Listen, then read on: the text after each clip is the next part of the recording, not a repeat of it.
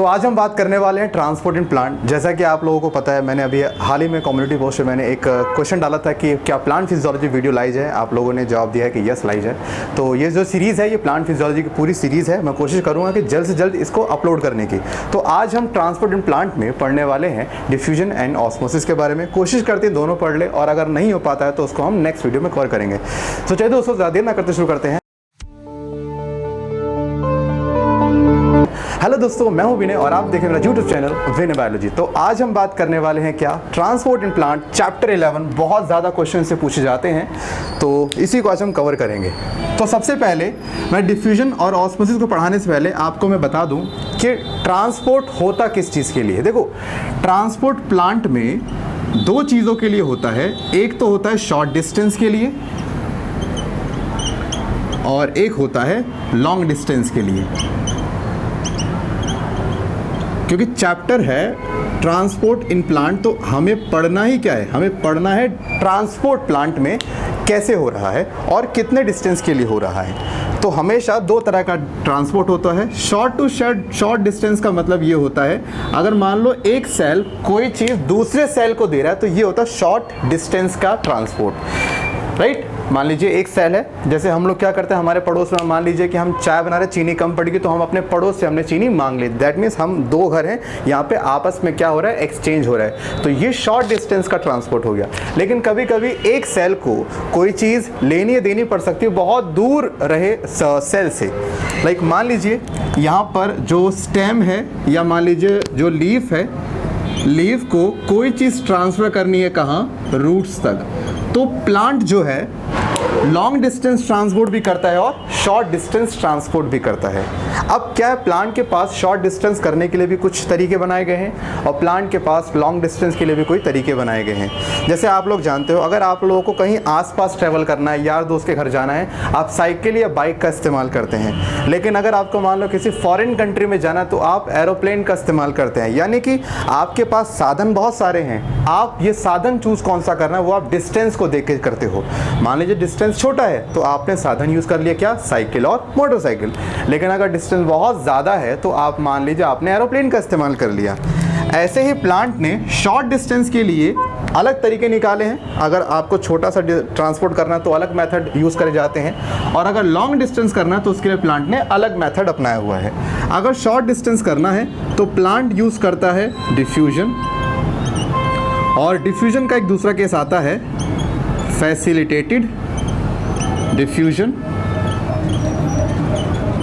और तीसरा केस आता है ऑस्मोसिस। माने प्लांट को कभी भी एक सेल से दूसरे सेल में कुछ देना होगा, कुछ रखना होगा, कुछ एक्सचेंज करना होगा, तो शॉर्ट डिस्टेंस के लिए या तो वो यूज़ करेगा डिफ्यूजन, या करेगा फैसिलिटेटेड डिफ्यूजन, या करेगा ऑस्मोसिस। कोई चौथा तरीका इनके पास होता ही नहीं है। लेकिन अगर लॉन्ग डिस्टेंस करना हो तो लॉन्ग डिस्टेंस में ये कभी भी कारगर नहीं रहते। तो लॉन्ग डिस्टेंस के लिए प्लांट किन्हें यूज़ करता है, जाइलम और फ्लोएम। प्लांट ने इनको बनाया ही किस लिए है, लॉन्ग डिस्टेंस ट्रांसपोर्ट करने के लिए। और जब जाइलम एंड फ्लोएम के थ्रू कभी मूवमेंट होता है, या जाइलम एंड फ्लोएम के थ्रू जब कभी ट्रांसपोर्ट होता है, उस ट्रांसपोर्ट को हम लोग क्या बोलते हैं, ट्रांसलोकेशन। तो ट्रांसलोकेशन का मतलब होता है जाइलम और फ्लोएम के थ्रू होने वाला कंडक्शन। दोबारा सुनते हैं, ट्रांसपोर्ट प्लांट में दो तरीके से होता है, एक शॉर्ट डिस्टेंस के लिए और एक लॉन्ग डिस्टेंस के लिए। शॉर्ट डिस्टेंस के तरीके अलग हैं, लॉन्ग डिस्टेंस के तरीके अलग हैं। शॉर्ट डिस्टेंस में जैसे कि diffusion, facilitated diffusion, osmosis. Long distance के लिए क्या होता है, जाइलम और फ्लोएम का इस्तेमाल किया जाता है। अब जैसे मान लीजिए रूट से अगर कोई चीज़ हमें मान लीजिए लीफ तक भेजनी है या लीफ से रूट तक भेजनी है, तो वहाँ पर ये तीनों प्रोसेस से अगर मान लो इन तीनों में से किसी प्रोसेस से हम लॉन्ग डिस्टेंस ट्रांसपोर्ट कराने बैठेंगे तो सुनिए क्या होगा। मान के चलिए एरोप्लेन धरती पे ना होते, तो मान लीजिए मुझे किसी पर्सन को इंडिया से जाना है, अमेरिका जाना है, और वो सोचता है साइकिल से जाने के लिए, तो साइकिल से शॉर्ट डिस्टेंस भी पॉसिबल है और लॉन्ग डिस्टेंस भी पॉसिबल। लेकिन अगर साइकिल से वो इंडिया से अमेरिका जाएगा तो उसे मान लीजिए 10 साल लग जाए, 4 साल लग जाए, 1 साल लग जाए। लेकिन वहीं एरोप्लेन से उसे महज कुछ चंद घंटों में वो पहुंच जाता है। तो टाइम की वहाँ पर बचत होती है। इसी तरह से ये जो मोड है, ये काम यहाँ भी कर सकते हैं, लेकिन ये टाइम बहुत ज़्यादा लेंगे, तो हमारे पास इतना टाइम नहीं होता। जबकि जाइलम और फ्लोएम जब ये यहाँ पे काम करते हैं तो टाइम को ये मिनिमम यूज़ करते हैं। तो इसीलिए शॉर्ट और लॉन्ग डिस्टेंस के लिए चीज़ें यूज़ करी जाती हैं। तो चलो अब हम बात करते हैं डिफ्यूजन की। माने मैं आपको पढ़ाने वाला हूँ शॉर्ट डिस्टेंस में ये डिफ्यूजन कैसे काम करता है और होता क्या है। तो भाई यहाँ पे डिफ्यूजन जो है ना, आप में से बहुत लोगों ने क्लास 10th में पढ़ा भी होगा और यहाँ भी आप पढ़े रहे हो। तो आइए बात करते हैं डिफ्यूजन की। देखो डिफ्यूजन की ना एक बहुत प्यारी सी डेफिनेशन क्या है? हम बोलते हैं movement of particle from their higher concentration to lower concentration.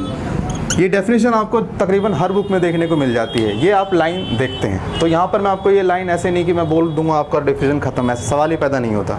यहाँ पर मैं आपको समझाने वाला हूँ इस लाइन का मतलब क्या है।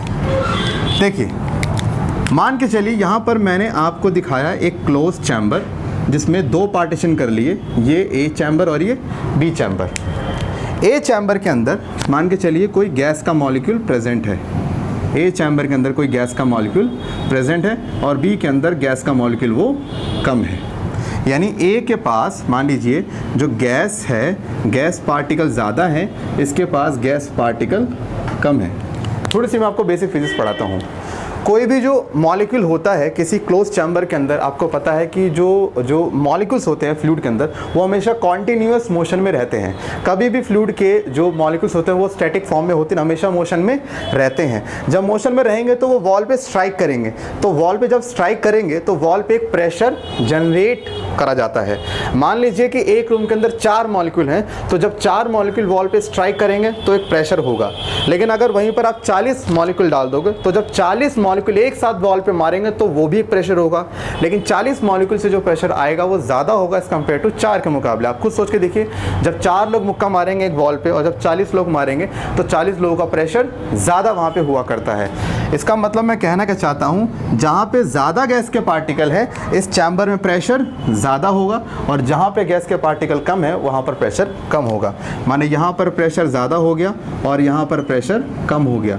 हम जानते हैं कोई भी जो नेचुरल फिनोमेना है वो हमेशा हाई प्रेशर से लो प्रेशर ही चला करता है। तो क्योंकि चैम्बर ए में ज़्यादा कंसंट्रेशन होने की वजह से पार्टिकल्स के ज़्यादा प्रेशर डेवलप हुआ, इसीलिए यहाँ से गैस पार्टिकल कहाँ मूव करेंगे, टुवर्ड द बी चैम्बर। तो जब गैस पार्टिकल अपने हायर कंसंट्रेशन से लोअर कंसंट्रेशन तरफ मूव करना शुरू कर दें, इसी मूवमेंट को हम लोग क्या बोलते हैं, डिफ्यूजन। तो डिफ्यूजन का मतलब होता है कि एक तरफ ज़्यादा पार्टिकल होते हैं, एक तरफ पार्टिकल कम होते हैं, और जब पार्टिकल हाई कंसंट्रेशन से लो की तरफ मूव करता है, so this is known as diffusion. आप लोगों ने एक वर्ड सुना होगा इफ्यूजन। डिफ्यूजन और इफ्यूजन में बहुत लोग कंफ्यूज होते हैं। देखो डिफ्यूजन जो होता है वो एक बहुत बड़े एरिया से होता है, लेकिन इफ्यूजन का मतलब क्या होता है कि मान लीजिए आपने छोटा सा पोर क्रिएट कर दिया, अगर किसी पोर के थ्रू मॉलिक्यूल्स मूव करेंगे इसको बोलते हैं इफ्यूजन। लेकिन आपने पूरी की पूरी वॉल हटा दी और जब अब पार्टिकल्स मूव करेंगे, दिस इज डिफ्यूजन। तो इफ्यूजन एक छोटे से पोर से होता है, जबकि डिफ्यूजन एक पूरे के पूरे एरिया से होता है। लाइक जो परफ्यूम आप लगाते हो उसमें जो होता है वो डिफ्यूजन नहीं, वो इफ्यूजन है, क्योंकि बहुत छोटे से पोर से सारा परफ्यूम बाहर निकलता है। बट हाँ, दोनों लगभग एक ही चीज़ कर रहे हैं। क्या? प्रेशर, जो पार्टिकल जो वो अपने हाई प्रेशर से लो प्रेशर की तरफ मूव करना शुरू कर रहे हैं। तो यहाँ पर अभी जो हम लोगों ने पढ़ा कि शॉर्ट डिस्टेंस ट्रांसपोर्ट में डिफ्यूजन कैसे मदद करता है पार्टिकल्स की मूवमेंट के लिए।